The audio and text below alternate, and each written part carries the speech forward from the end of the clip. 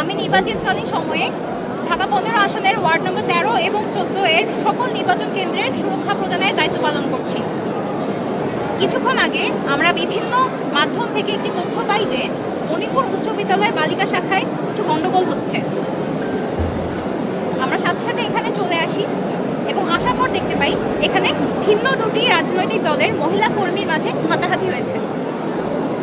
পরবর্তীতে একটি রাজনৈতিক দলের প্রধান আমার সাথে সেই ভুক্তভোগী মহিলা কর্মীর কথা বলিয়ে দেন এবং আমরা তাকে আশ্বস্ত করি আমরা এই ধরনের অনাকাঙ্ক্ষিত ঘটনা হতে দিব না এবং যারা বিশৃঙ্খলা সৃষ্টি করতে দিব না। ম্যাজিস্ট্রেটের মাধ্যমে আমরা অভিযুক্ত ব্যক্তিদের বিরুদ্ধে শাস্তিমূলক ব্যবস্থা গ্রহণের প্রক্রিয়া চলমান রেখেছি।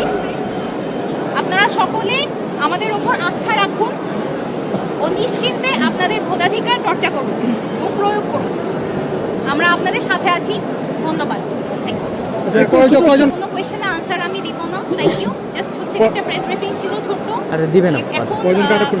স্পেসিফিক অভিযুক্ত ব্যক্তিদের আইডেন্টিফাই করা কাজ চলমান। যেহেতু এখনো প্রক্রিয়াটা শেষ হয়নি এই কারণে আমি স্পেসিফিক নাম্বারটা বা সংখ্যাটা বা কাদের বিরুদ্ধে করা হচ্ছে আমি আনসার